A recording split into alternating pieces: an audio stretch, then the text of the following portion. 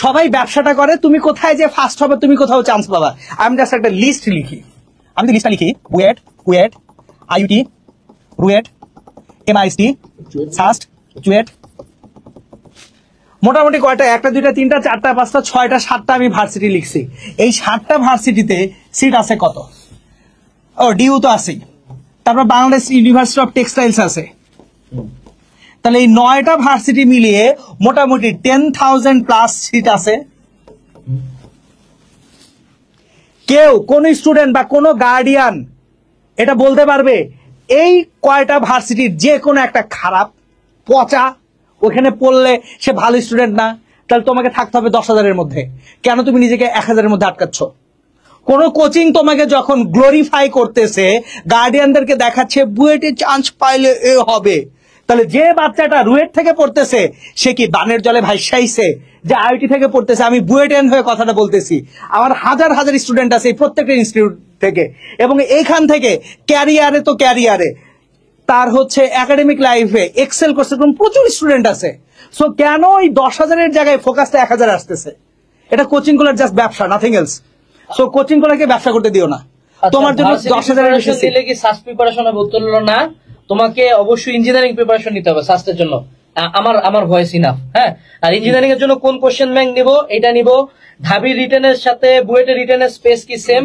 উত্তর হলো কাছাকাছি আর কি। হ্যাঁ, কাছাকাছি, অলমোস্ট সেম আর কি, প্র্যাকটিস একটা জায়গায় করলে হয়।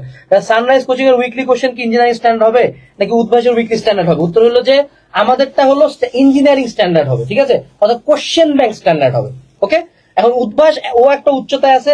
আমি যেটা করছিলাম পার্সোনালি, আমাদের সময় আমি সত্য কথা সানরাইজের পরীক্ষা দেন ওমেগাতে দিছিলাম, কারণ ওমেগার প্যানেলই বেসিক্যালি এখন সানরাইজ চালাচ্ছে। হ্যাঁ, মনিরা ওমেগা চালাতেন না? আমি ওমেগার সিও ছিলাম। হ্যাঁ, মনিরা ওমেগা চালাতে, এখন হলো সানরাইজ চালাচ্ছে। সো কোশ্চেন ওই স্ট্যান্ডার্ডে হবে আর কি, ঠিক আছে? আচ্ছা ভাই, কন্টিনিউ। আচ্ছা, না আমার প্রায় শেষ। এই যে আমি লাস্ট যেটা দেখাচ্ছি, এই যে 10,000-এর বেশি সিট আমার এই জায়গাগুলোয় আছে, তাহলে কেন তুমি মাথার মধ্যে প্রেশারটা নিচ্ছ?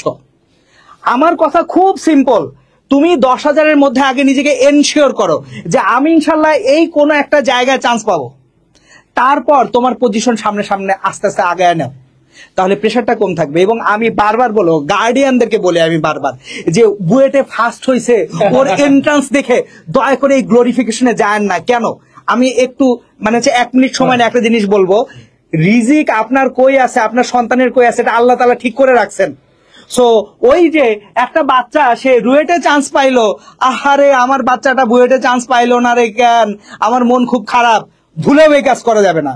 হয়তোবা আল্লাহ তাআলা আপনার সন্তানের জন্য রুয়েটে মঙ্গল রাখছেন। সুতরাং কোচিং সেন্টার গুলার জন্য তাদের যে মার্কেটিং গ্লোরিফিকেশন আছে, এইটা দেখে আপনার বাচ্চার ভবিষ্যৎ ফিক্স করেন না। লাস্ট অফ অল, বাচ্চা কোথায় পড়বে, বাচ্চার স্বপ্নকে, এটা বাচ্চার সঙ্গে আগে ডিসকাস করেন। আমাদের দেশের এটা একটা বড় সমস্যা, আমার অপূর্ণ স্বপ্ন বাচ্চা পূরণ করবে। কেন? বাচ্চার স্বপ্ন কে পূরণ করবে? তার বাচ্চা। এই সাইকেল থেকে সবাই বের হন, এই সাইকেলটা থেকে প্লিজ সবাই বের হন। যারা গার্ডিয়ানরা আছেন তারা দয়া করে বাচ্চার সঙ্গে কথা বলেন, সে আসলে কি চায়।